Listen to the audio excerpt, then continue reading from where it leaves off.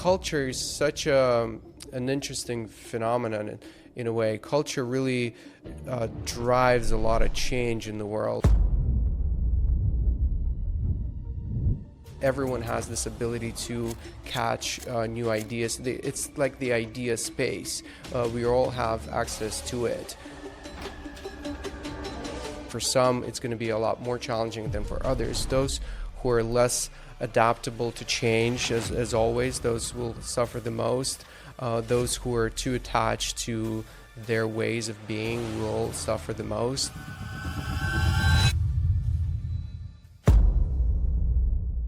Welcome everybody to Furlough TV, and today I have a very special guest for you.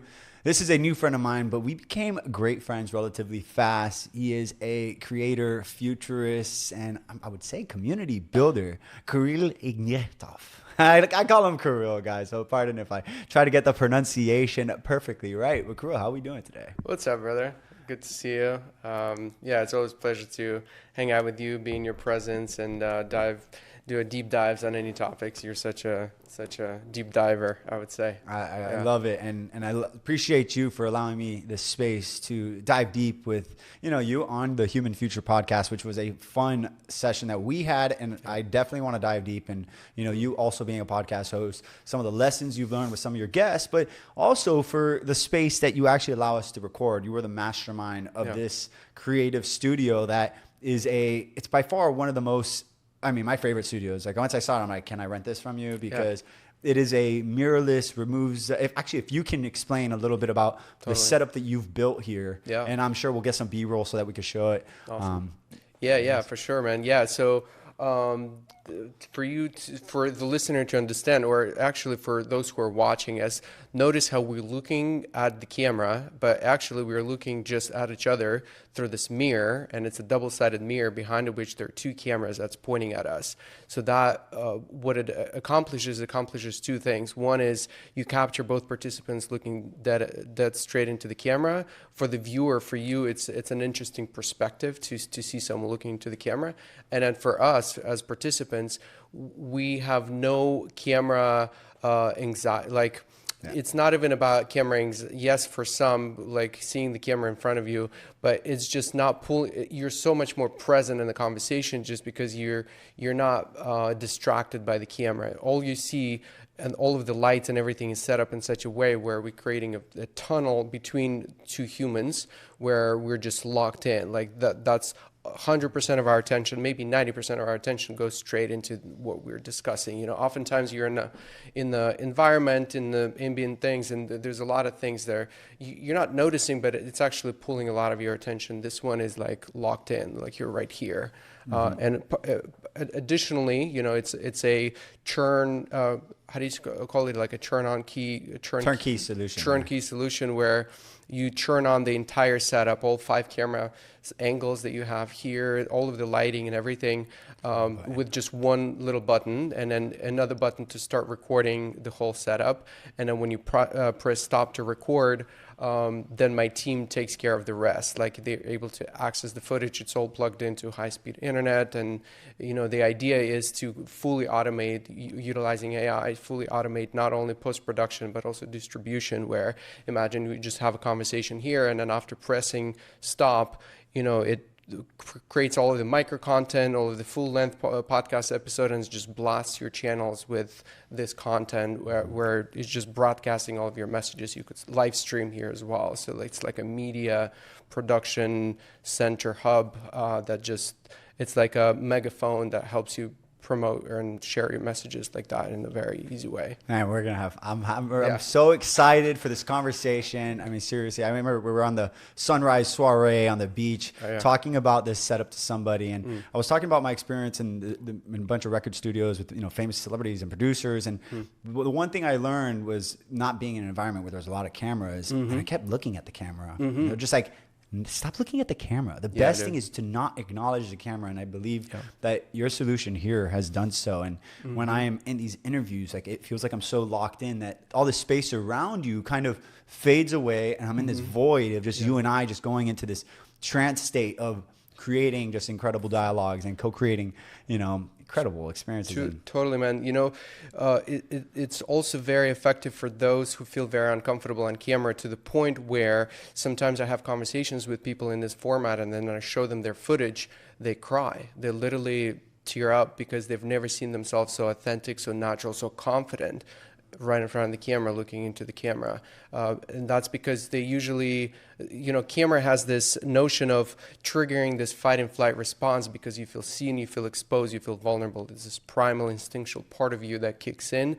It's kind of a misfiring, because camera is not something that's hurtful. It's not like a tiger coming your way and killing you.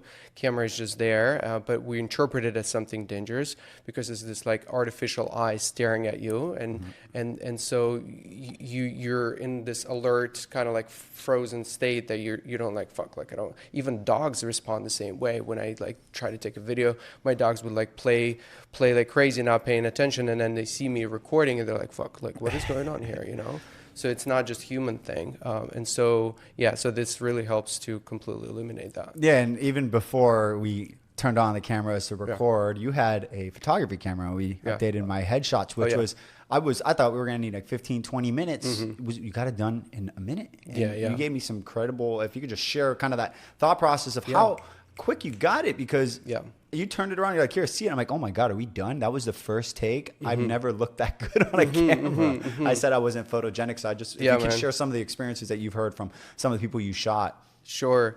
Yeah, man. It comes with a lot of, like, I've photographed thousands of people at this point, and I see myself as like a sniper in a way. Like, I don't take too many photos. Oftentimes I take like 5 photos, and they're the best ones. It's the guidance, giving people a little bit of tools to work with. One of them is, so if you want to go for a more authentic expression, let's say you want to go for a smile, one thing that really helps is to reset your muscles, like re-engage them, like a yoga for your face, in a way to reset all of your micro expression muscles. That helps to Made the camera focus on you while I'm doing it. So that really helps. So oftentimes people walking around the day, their face is kind of like in the static, in the similar resting position. Face? Is that what we're gonna go to? Something like that, depending on the person. It's like in the neutral state. You know how your muscles, if you don't stretch them, and they're kind of like in the same position. And so similar with the face. And we're not walking around the day. Most people are not like that, where they're always smiling, so they're not exercising this smiling function as much.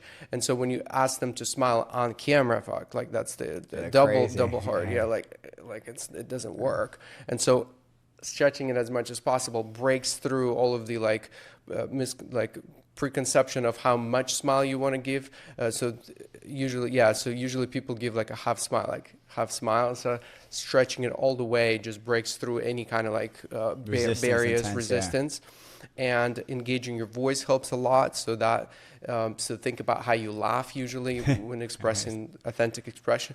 It's you engage in vocal cortex, your lungs, your breathing. So it's the whole system that gets activated. It's not just your facial expression exercises. The whole, your brain is wired to like activate the entire body, right? And so we're not fully aware of those micro expression muscles on the face. We're not capable of just like activating them separately. By activating the whole body, you kind of like helping that whole wiring to kick in, like to fire up and just produce the expression. I mean, it's the craziest thing. Like, as much as I knew as mewing, which, I mean, I'll let this camera see it, where you're talking or you're normal, but then when you stick your tongue to your roof, it like effectively sets up your jawline. But you are clearly showing what 10,000 hours in a specific skill, looks like. Totally, and I would say that, if you look at everything you've done in your life and like where you put those hours, it seems like this creative media space, you're just over delivering and really your bread and butter. And what you're doing here, especially, I mean, I can imagine the 10,000 hours spending in time of spaces with the Human Future podcast, which is, I'm curious because even today I saw you release the episode with the guy on peptides. I'm like, oh my God, that must have been fascinating. That was cool. If you can just share a bit about, most people run a podcast actually, I want to get exposure, but let's put that aside.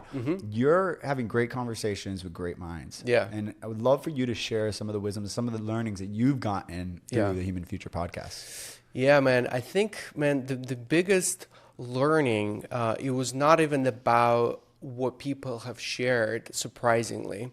It's more about the clarity that I'm getting about what is my message, why am I doing this, who is my audience, like just getting more clarity of what is Human Future Podcast is about, and how all of the conversations aligned to the same vision. Yes, it was, originally I was, thinking about, okay, what is one topic that I can talk forever and not run out of topics to talk about? And because, sometimes you start a podcast about, let's say, real estate. Yes, there's always something to talk about in real estate, but I think that it's fairly Gets repetitive.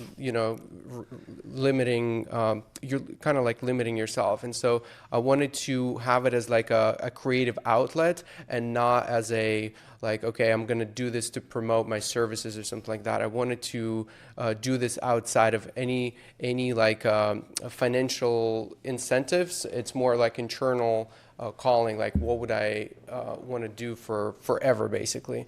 And that took a while, man. It took like maybe 6 months for me to narrow down like what is exactly my the theme of me that since I was a kid, I was always interested in something around consciousness, evolution. When I discovered Terence McKenna, dude, like it blew my mind.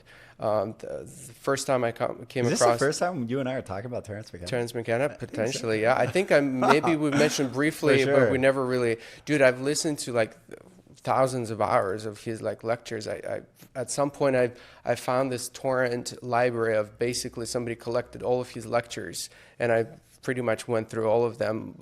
Some of them I've listened many times over. There's one particular one that's my favorite. It's called Eros and the Eschaton, basically laying out the whole idea of like evolution and where we are headed.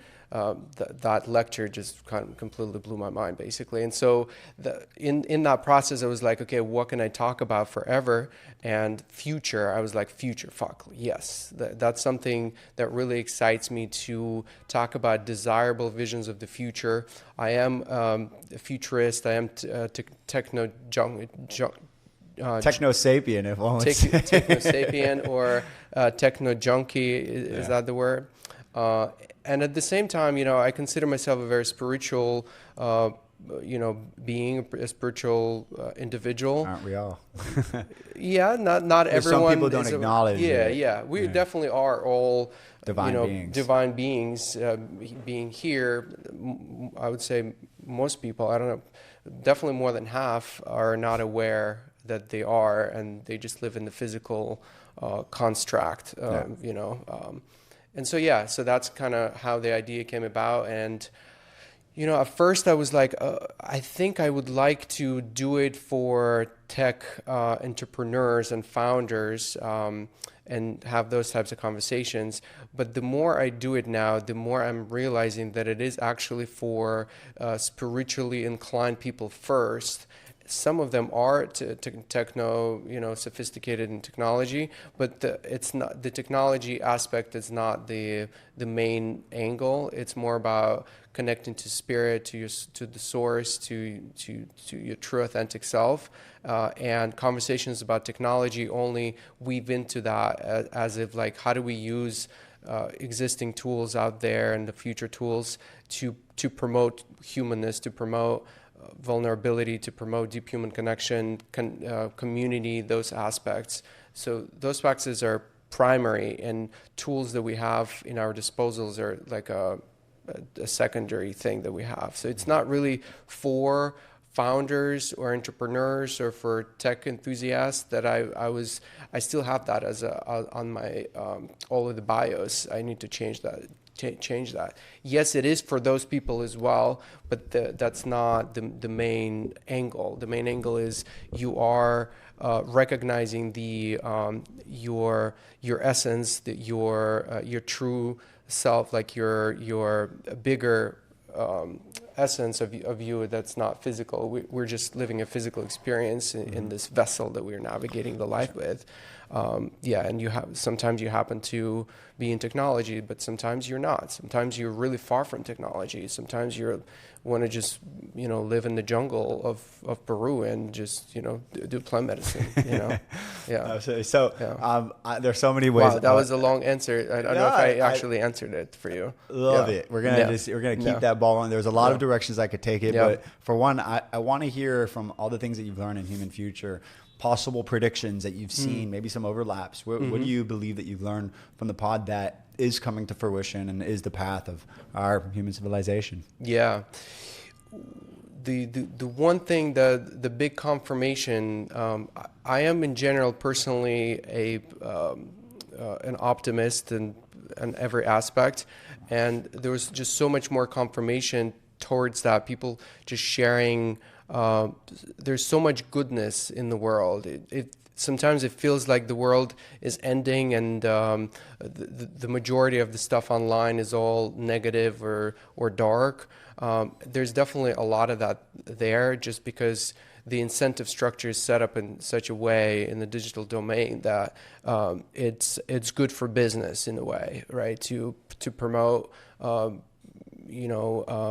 like, how would you call it? Like things that are get your attention, right? Like fear-based content, and that's why we see a lot of it there, like violence, like all of those things. But I do believe that the majority of the what actually happens on the ground, there's a lot of goodness out there. There's a lot of solutions out there, and people are working on all kinds of innovative, cool, new things that will contribute into that desirable human future that I'm excited about, that the other people are building.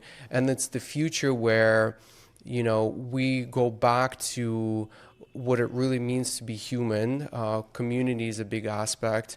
We go back into kind of like a semi-tribal living in communities, in local spaces, decentralized. This whole decentralization is coming now. I think it's very timely as well.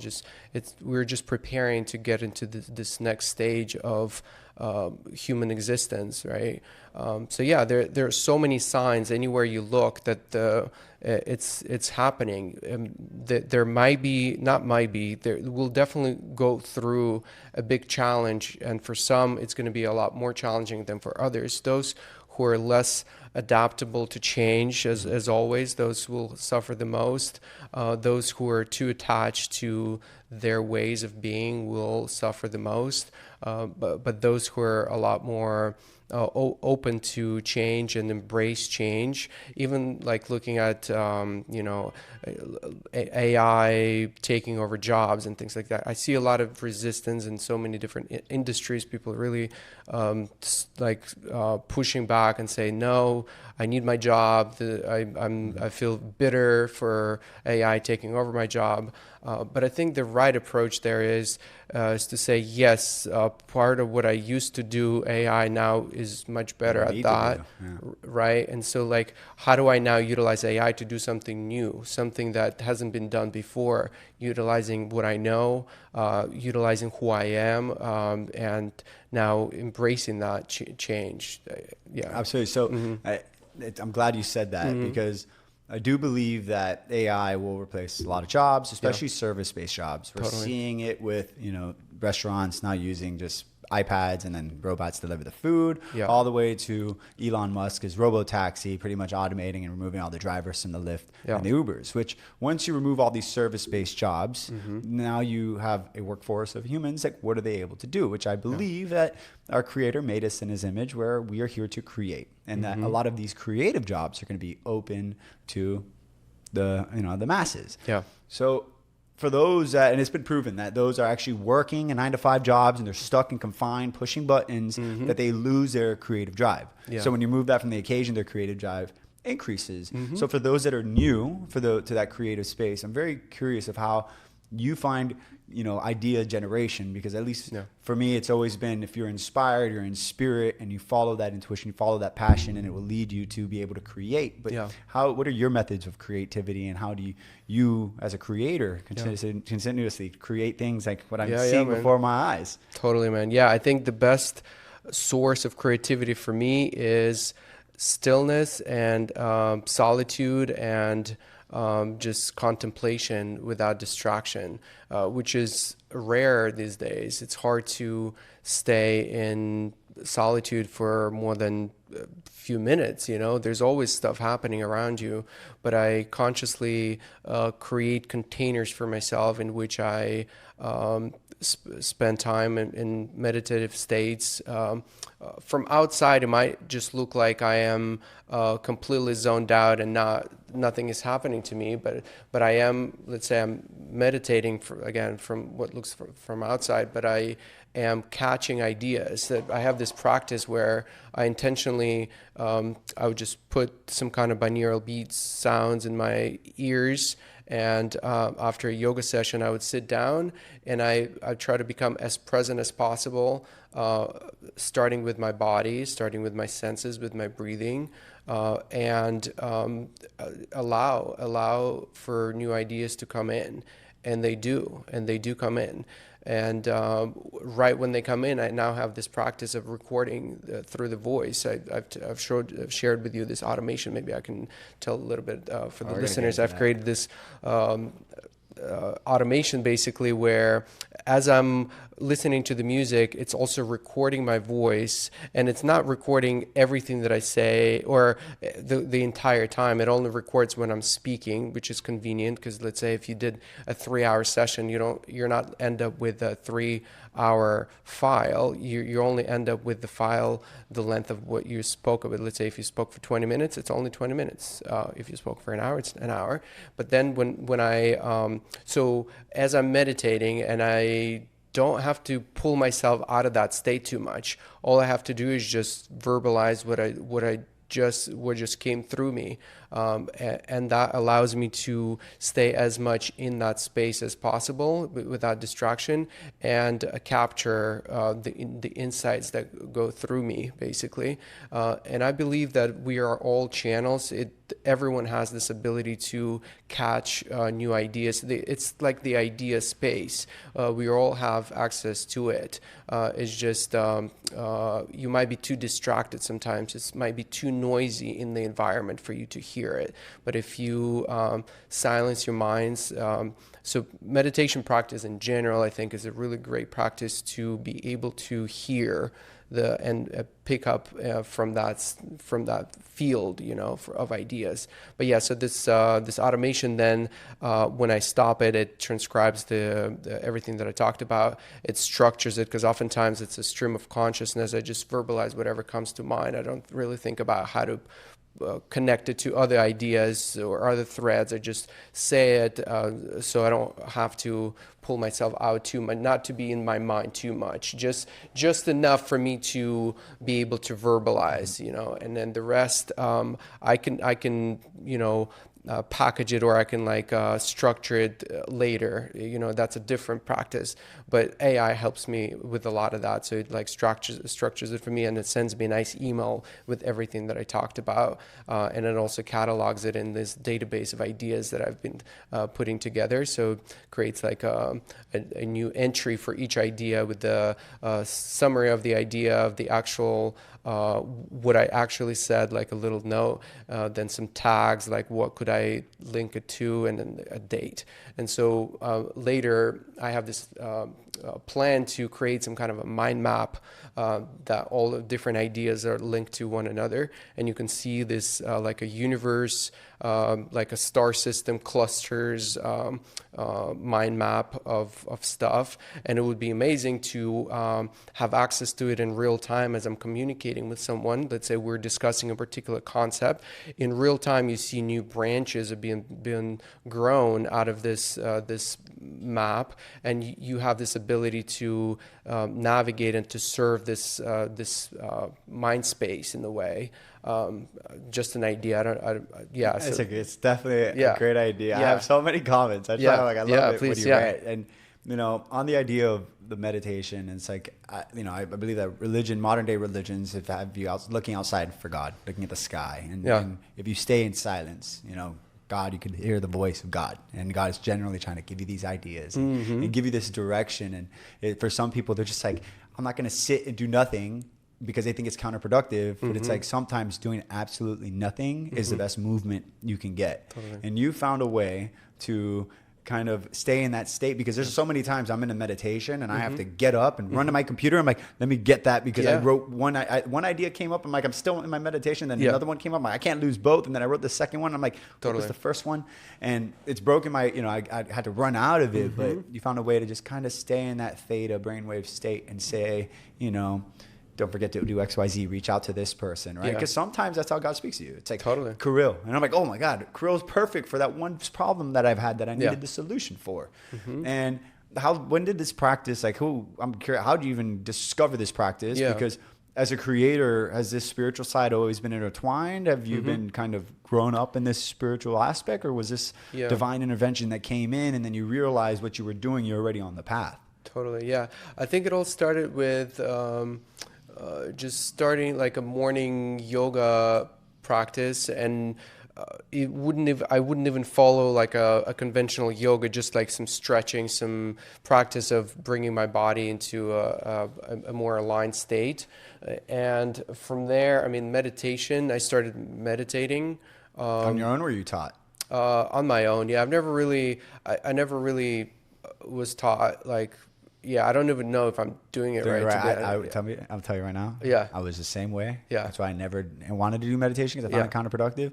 And then I learned how to meditate. Yeah. And I was like, oh my God, I've unlocked the secrets to the universe. Yeah. And it's just sometimes I remember I was in the airplane. I love airplanes now because I sit in the airplane and I time it. I put my blindfold on, my sleeping mask, and I go zoned out with my Apple AirPod Maxes, so that it's just noise cancellation. A baby could be crying in the road, just in my zone. Yep. I'm on a 4 or 5 hour flight, put a 3-4 hour meditation. One time the flight landed a little early, and the stewardess, like, my tray table was down because all my stuff on. She's poking me. Yeah. And I'm just like, oh my God, I know that's a stewardess. I am so far away from my body right now. I'm like, get back to my body in my own world that I got out of the meditation. I flipped it. She's like, I didn't mean to wake you. I'm like, I was not sleeping. Yeah. And there's powers to this. So yes, awesome, man. Please go learn from a master and just. I'm not a master. I'll teach you, but go learn from a real master. It'll unlock some things. That's awesome. Yeah, that's awesome. I've done some like guided meditations that I've borrowed some techniques from there of like visualization practices, and in fact, I also have this other idea of. I have to share. So sometimes I sit in front. So I do yoga in front of the mirror, and then after the movement, I would sit in the meditation pose on the pillow in front of the mirror, and do a part of the meditation with my eyes open, just looking at my body, just becoming more aware of my senses, of my breathing. And I thought, wouldn't that be amazing to have some kind of like a smart mirror where, kind of like here, it's a double-sided mirror where behind which there's a screen. And the screen is also able to, there's a camera that's pointing at you, and it's able to very accurately understand, let's say, maybe your breathing patterns, or it could basically connect to the smart wearables. Something like that. You might not even have to do that. Like recently, I've read an article where so they were able to, just with the video feed, they're able to measure your heart rate and your stress levels. In a similar way, there's a tech where you can record a video of an office through the window across the building. It's not even in your building. You can just record a video through the zoom lens or something like that, and you're being able to pick up audio based on the subtle vibration of the plants. With the naked eye you can't see it, right? But with like a very minor changes in pixels, they're able to see minor vibration that, let's say, a plant or some kind of surface produces, that you can pick up. So I'm talking about that level of like subtlety that you're able to pick up from a video feed. So you might not actually need any kind of like sensors on you if you just have like one camera that's doing something like that. I don't doubt it, because Yeah. I've studied and it works with bioenergetics, and I was telling you, with just a 10-second voice scan, it pulls so much data on how your organs and everything is functioning. Yeah. And I can imagine a smart mirror with just a video and an audio, a mic. Yeah. Is enough. Yeah. So I thought like as you're looking at yourself, now you can overlay an additional layer. Let's say it's almost like an MRI of your body. You can see as you're breathing in, you see the air going through your lungs, or like you see your energy centers, you see your, like, you can basically kind of like approximate and help people visualize. Because oftentimes when people are just starting, let's say, to meditate, and they say, oh, close your eyes and imagine, like an energy ball or like your energy center, it's hard for people to visualize. But if you can show them exactly, like, this is what's it's like a bicycle for visualization. So that could be like for expanding your awareness in I guess effectiveness. Like the word being effective or efficient, I understand that sometimes it doesn't apply to your spiritual practice, like, oh, am I more efficient? But it does feel like it could get you there faster, that you can become more aware of yourself, of your senses a lot faster, so you can be in that state longer. Of course. Yeah. Just to make things clear, there's no such thing as a bad meditation. So Totally. if you feel like you're moving, if you feel like your mind's thinking, as long as you're doing the work, you're doing the practice, you'll get the benefits. And it's interesting, because when I go to the Buddhist temple and I study with the Buddhists, like the monk sits there and he just observes me. And he's just like, stop. What are you doing? Stay still. Arc your back. Stay focused. Stop moving. And I'm like, okay. And if a mirror does that for you.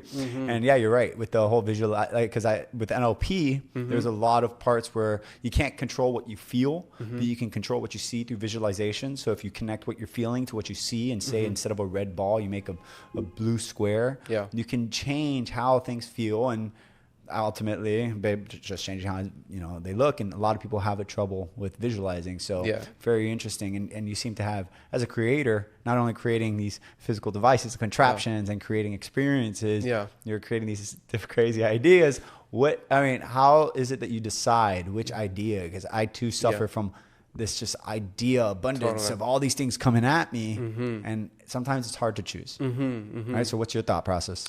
Yeah, for sure. I definitely experience that as well, where so many like cool ideas, and which one do I start working or like dedicate my energy into?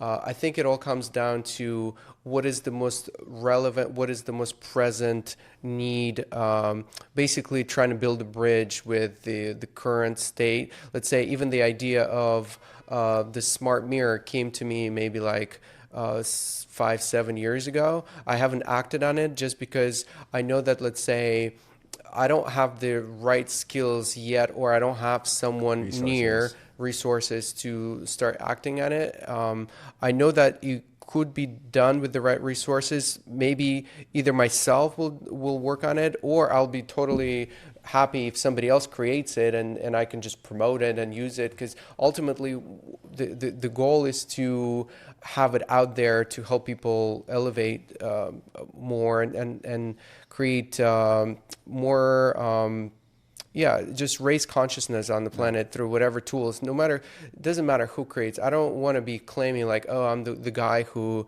I need to found this or be the creator of this. You could collaborate with the creator. Exactly. And so the way I decide is usually the overlap between what I know how to do best, what I really care about, and what the market needs, and just find in that intersection the ikigai thing, it sounds like when you have an abundance of ideas, the way you choose that idea is what requires the least amount of effort that will yield the biggest amount of impact. Totally. And very interesting how you said that you don't need to build it. You can just collaborate with someone that obviously has built something. And I had this vision during the meditation where I was thinking like, I have to accomplish all these things. I got to build this, I got to build that. And like one thing that God kind of said to me was like, you don't need to build it. My brothers, use your brothers and sisters. They have all the resources. Like, I've given you everything you need. And I was like, oh, wow. And started leaning on the resources of those in my network, those in my community, which you and I have obviously met through an incredible community. And you,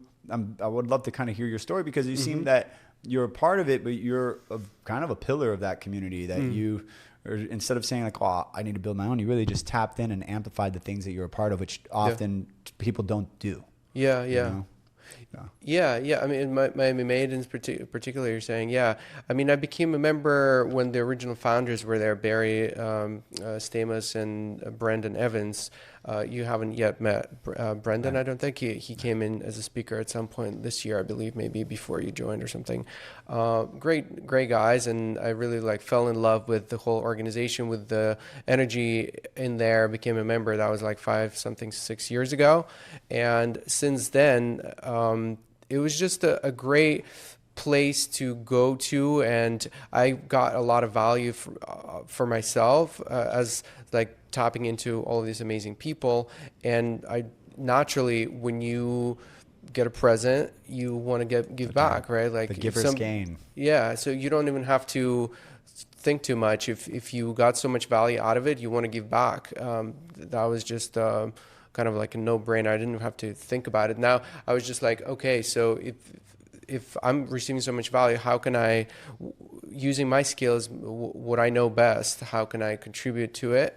And sometimes it's as simple as just showing up and connecting with people and creating meaningful connections. Sometimes we organize dinner gatherings. I've hosted a few actually in this building on a different floor. We've invited my MMA members, dinner gatherings. I think dinner gatherings are the best to break connect. Bread. It's just So that's been one, and then organizing sharing circles for this mastermind experiences that Joe puts together. So we've hosted some there, just utilizing what I know how to do, create this tight, intimate circles where people share their stories vulnerably and then capture it on film and share that media with them. So that's been serving people as well.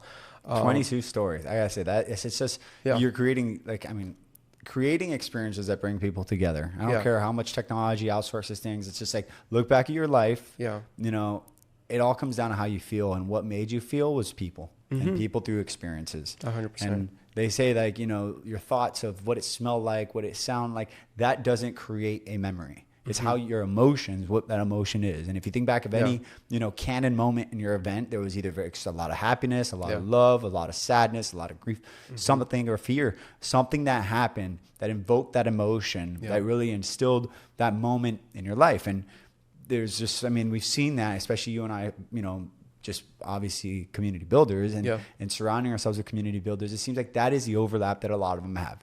To bring people together, invoke this emotion, and create an experience that's they won't forget. Yeah. And how is that, as you just shared with 22 stories, how is that pretty much where do you see that coming into your future?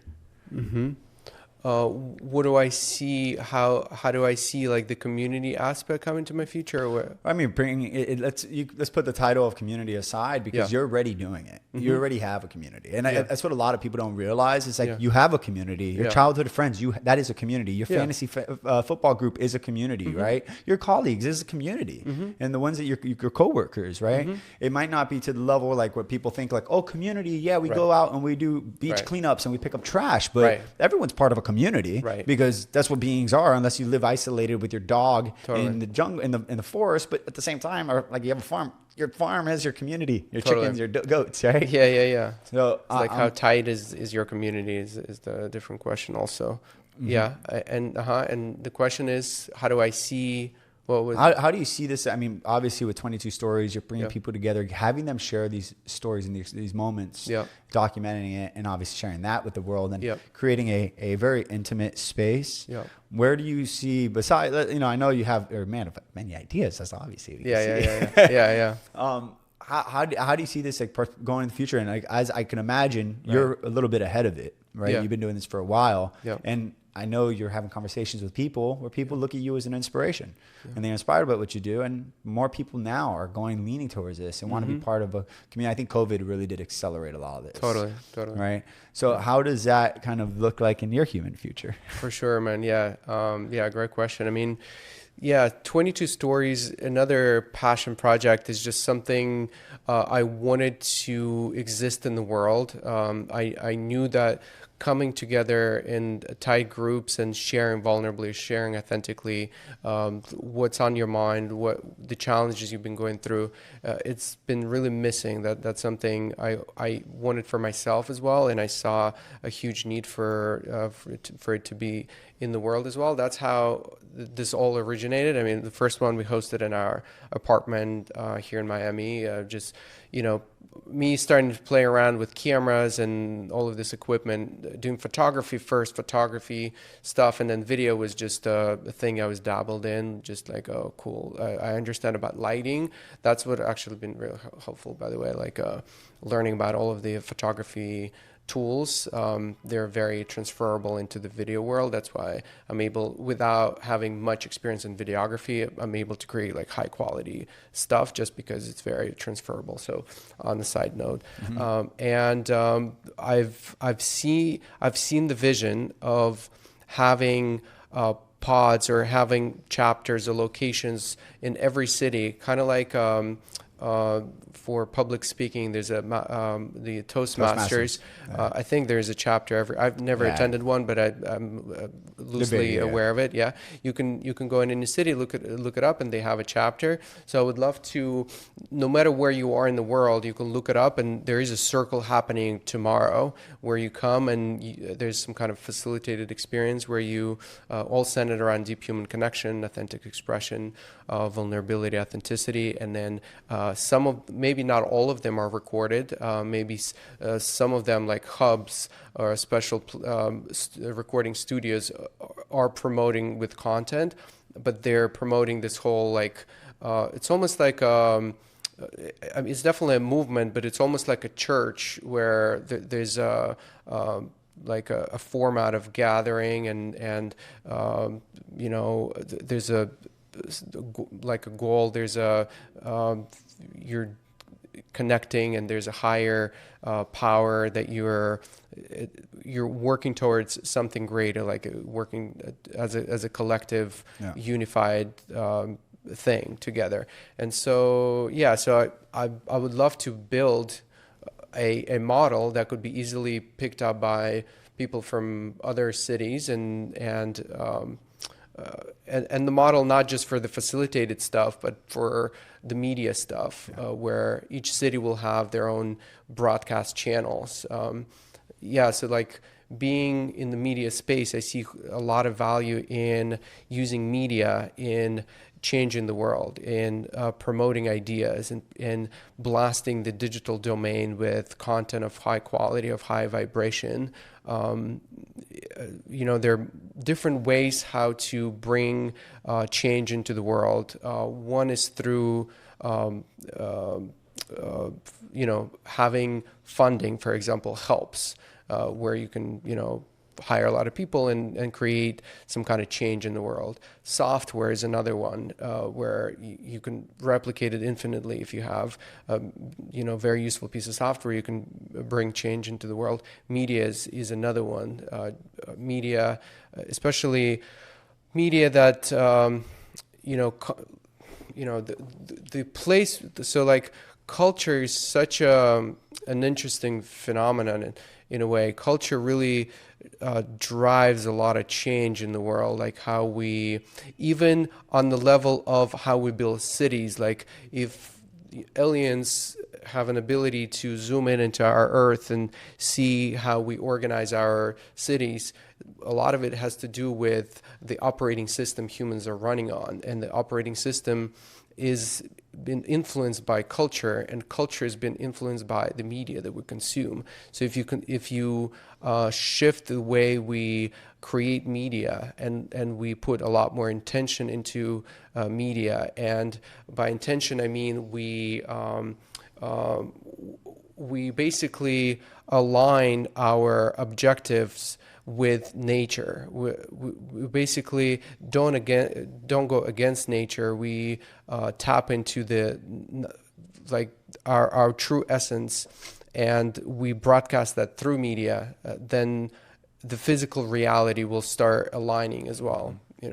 Wow, Yeah. that was deep and profound, because Yeah. you're right. I Yeah. mean, the media, we consume garbage, and now we have garbage McDonald's in every corner. Totally. And Yeah. and watch that shift. So change what you consume, you'll see the reflection of the earth. And to go back to what you said about the every location, I mean, there is something about not having a camera recording and just knowing that in this here and now, this moment will never be duplicated and never be replicated. And it was something that you and I share. And remember when I was living in LA, and it was something happened, someone did something, and they were like, everyone laughed, haha, and then an influencer pulls out their phone and like, okay, do it again. Yeah, it's of like, course. Chill.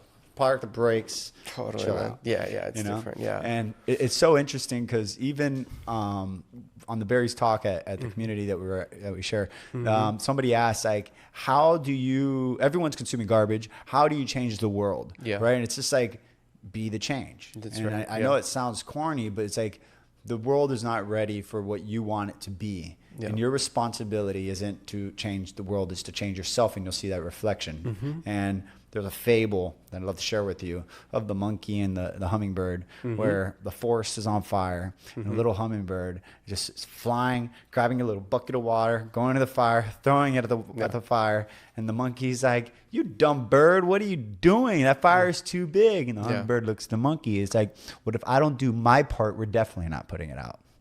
Right.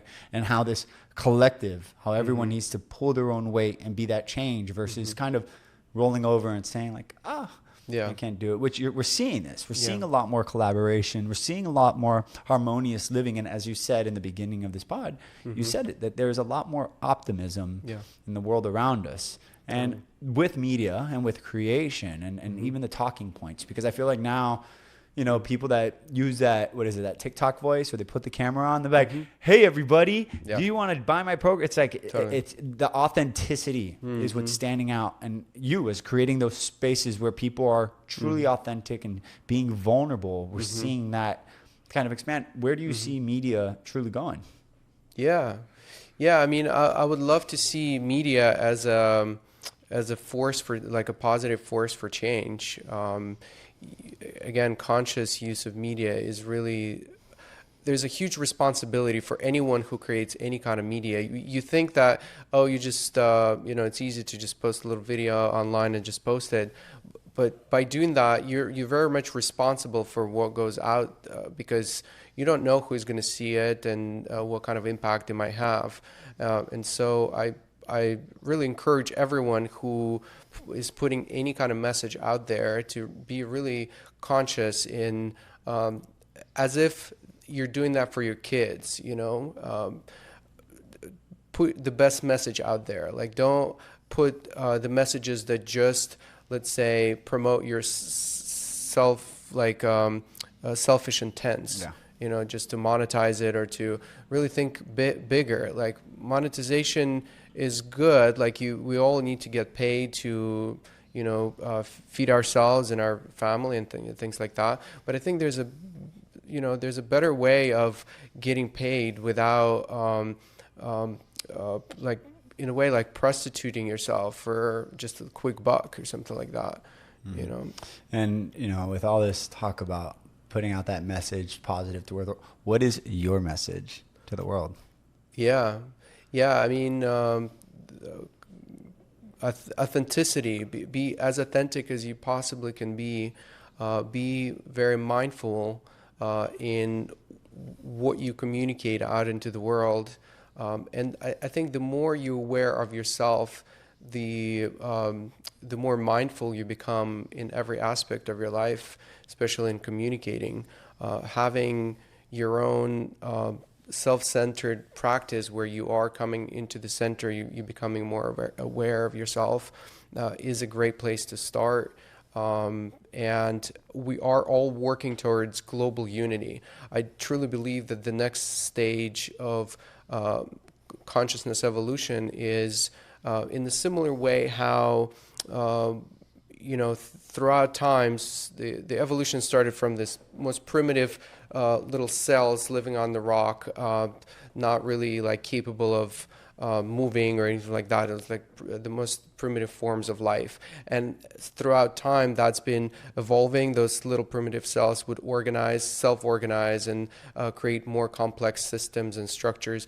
And all the way to today, where we have organisms like our body, like our brain, is so intricate, so complex, and it's basically consists of a bunch of cells that organize themselves into this one super organism. And I think we are in the next wave of, or next stage of that evolution, where now these super organisms act as a little cell, creating the new order of super organisms. Let's call it a conscious Earth, and not in like a vague term of people say we already, the Earth is already conscious. To some degree, I totally agree. Yeah, so the Earth is definitely conscious. But I'm talking about this global mind that's able to maybe even communicate with other galaxies or others. If there is consciousness out there, it's this like maybe through some kind of AI system. But so the internet, it's kind of like our nervous system for that new mind, and humans are like cells. And that's what we're creating. We're creating a unified organism.